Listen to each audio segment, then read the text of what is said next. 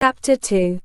In which Passepartout is convinced that he has at last found his ideal faith, muttered Passepartout, somewhat flurried. I've seen people at Madame Tussaud's as lively as my new master.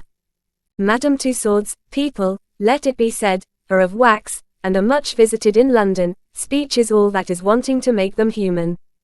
During his brief interview with Mr. Fogg, Passepartout had been carefully observing him. He appeared to be a man about 40 years of age, with fine, handsome features, and a tall, well-shaped figure. His hair and whiskers were light, his forehead compact and unwrinkled, his face rather pale, his teeth magnificent.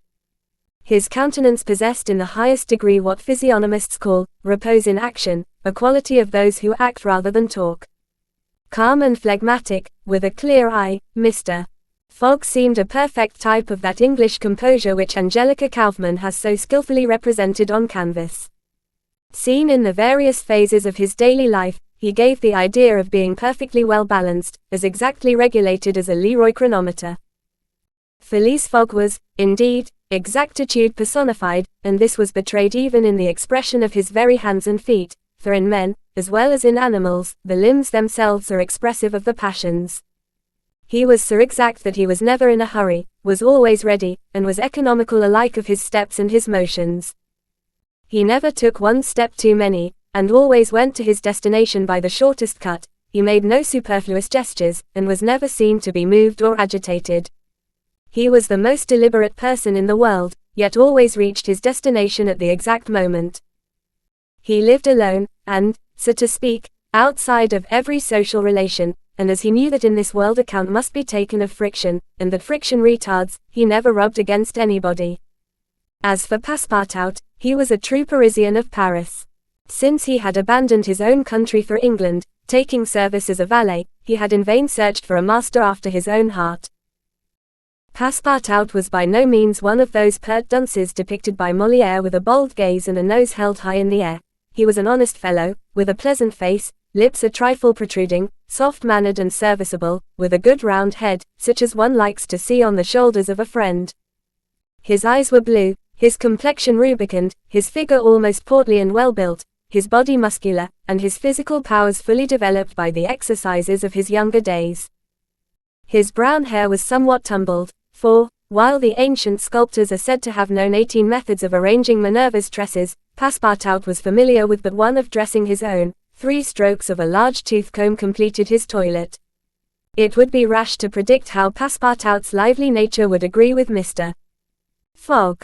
It was impossible to tell whether the new servant would turn out as absolutely methodical as his master required. Experience alone could solve the question. Passepartout had been a sort of vagrant in his early years, and now yearned for repose, but so far he had failed to find it, though he had already served in 10 English houses. But he could not take root in any of these. With chagrin, he found his masters invariably whimsical and irregular, constantly running about the country, or on the lookout for adventure. His last master, young Lord Longferry, Member of Parliament, after passing his nights in the Haymarket taverns, was too often brought home in the morning on policemen's shoulders. Passepartout, desirous of respecting the gentleman whom he served, ventured a mild remonstrance on such conduct, which, being ill-received, he took his leave. Hearing that Mr.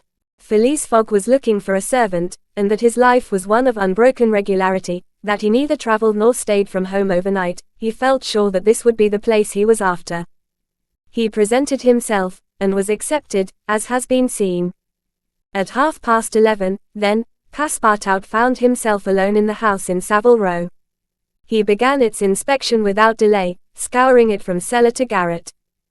So clean, well arranged, solemn a mansion pleased him. It seemed to him like a snail's shell, lighted and warmed by gas, which sufficed for both these purposes. When Passepartout reached the 2nd story he recognized at once the room which he was to inhabit, and he was well satisfied with it. Electric bells and speaking tubes afforded communication with the lower stories, while on the mantel stood an electric clock, precisely like that in Mr. Fogg's bedchamber, both beating the same second at the same instant. "That's good, that'll do," said Passepartout to himself. He suddenly observed, hung over the clock, a card which, upon inspection, proved to be a program of the daily routine of the house. It comprised all that was required of the servant, from 8 in the morning, exactly at which hour Phileas Fogg rose, till 11:30, when he left the house for the Reform Club, all the details of service, the tea and toast at 23 minutes past 8, the shaving water at 37 minutes past 9, and the toilet at 20 minutes before 10. Everything was regulated and foreseen that was to be done from 11:30 a.m. till midnight, the hour at which the methodical gentleman retired. Mr. Fogg's wardrobe was amply supplied and in the best taste. Each pair of trousers, coat, and vest bore a number, indicating the time of year and season at which they were in turn to be laid out for wearing, and the same system was applied to the master's shoes. In short, the house in Savile Row, which must have been a very temple of disorder and unrest under the illustrious but dissipated Sheridan, was coziness, comfort, and method idealized. There was no study, nor were there books, which would have been quite useless to Mr. Fogg. For at the Reform 2 libraries, one of general literature and the other of law and politics, were at his service. A moderate-sized safe stood in his bedroom, constructed so as to defy fire as well as burglars, but Passepartout found neither arms nor hunting weapons anywhere. Everything betrayed the most tranquil and peaceable habits.